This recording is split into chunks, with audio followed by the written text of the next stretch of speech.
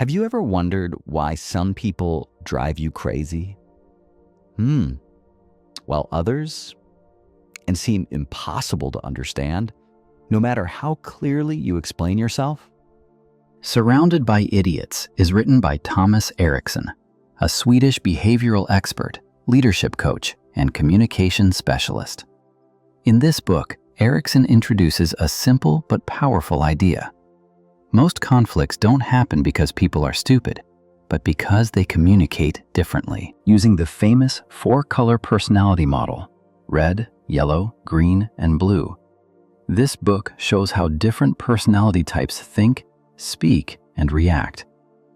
Once you understand these differences, communication becomes easier, relationships improve, and frustration drops instantly. Okay, so today we're diving into a book with a title that, let's be real, we've all smelt at some point in our lives. Surrounded by Idiots. It's a fascinating look at why some people just seem to get us, while with others, it feels like we're from completely different galaxies. You know that feeling, right? You're in a meeting. You're explaining something that seems perfectly simple, so obvious, and you're just met with blank stares.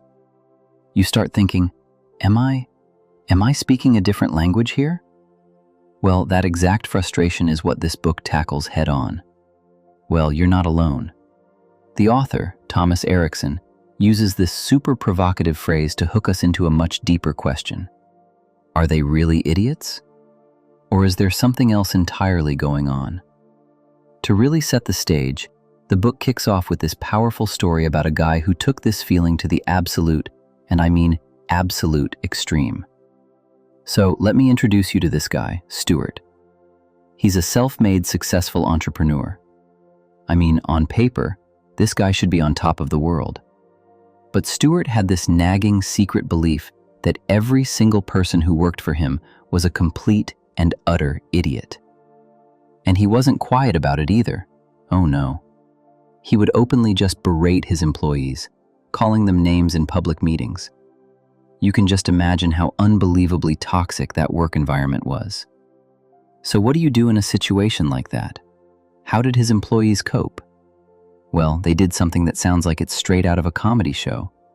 They installed a literal traffic light at the reception desk. If the red light was on, stirs in the office. Everybody hide. Green light, the coast is clear.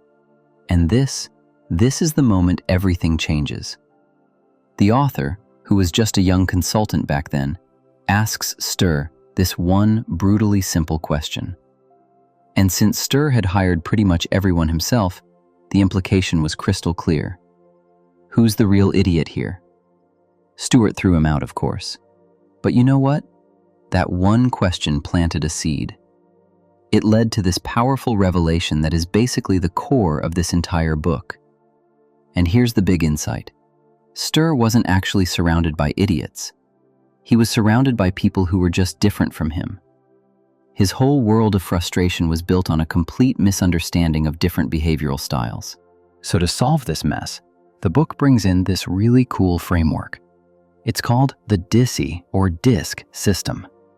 And it's basically a tool that breaks down human behavior into 4 basic types, simplifying all the complexities of personality into an easy-to-understand color code. The whole system is built on this simple but really powerful 4-quadrant grid. And it all starts with 2 fundamental axes that describe how we all kind of naturally operate in the world. Okay, so think of it like this. First, what's your energy like? Are you more outgoing and active and extrovert? Or are you more reserved and calm and introvert? Then what's your focus? Are you all about getting things done, being task-oriented? Or are you more about connecting with people, being relationship-oriented? Where you land on these 2 axes is what determines your main color. So, you ready? Let's meet the 4 colors. And as we go through these, see if you can spot yourself, or maybe your boss, your friends, your partner. It's kind of fun. All right, first up, we've got the reds. They live in that task-oriented, extroverted quadrant. These are your natural-born directors and leaders. Their motto is pretty simple: get it done and get it done. Now, reds are just brimming with ambition. They see life as a series of challenges to conquer and competitions to win. Think of a personality like Gordon Ramsay in the kitchen. You know, decisive, all about results, and has absolutely zero patience for wasted time. They make decisions fast, and they expect everyone else to keep up. Now for the yellows, these are our relationship-oriented extroverts. So if the reds are the directors, yellows are the charismatic influencers. They are the social butterflies, those eternal optimists who can just light up any room they walk into. Yellows just bring the energy. They're incredibly persuasive. They love to talk, and they absolutely thrive in social situations. They're amazing at brainstorming new ideas and getting other people excited. Just think of those big, charismatic personalities like Oprah Winfrey or the endlessly creative Robin Williams. Okay, moving over to the introverted side of the relationship axis, we find the greens. And this is where it gets really interesting, because according to the book, this is the most common behavioral style you're going to meet out in the world. Greens are like the glue that holds a team together. Seriously, they're incredibly reliable, patient, and they are fantastic listeners. They really hate conflict, and they value stability and harmony above pretty much everything else. That's what makes them such amazing friends and coworkers. And last but not least, we've got the blues, our task-oriented introverts. These are your analysts, your perfectionists, the people who live by the motto, measure twice, cut once. They need all the facts before they feel even a little bit comfortable moving forward. For a blue, being correct isn't just a preference, it's an absolute necessity. They thrive on data, logic, and process. Imagine an engineer who's designing a bridge. They have to analyze every single detail from every possible angle before a single piece of steel is laid.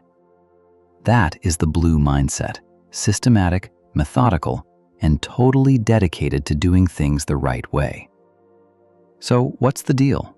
Why does any of this matter? Well, the real power here isn't about slapping labels on people. It's about learning how to tweak your own communication style to connect with everyone, no matter what their color is. And that really brings us to the core message of the whole book, and it's summed up perfectly right here. The whole point is to move from judging people to understanding them, to see that different isn't wrong, it's just different. So, I'm going to leave you with this one final thought. The next time you feel that frustration building up, the next time you think someone is just being difficult for no reason, will you be able to just pause for a second and ask yourself, and what question first?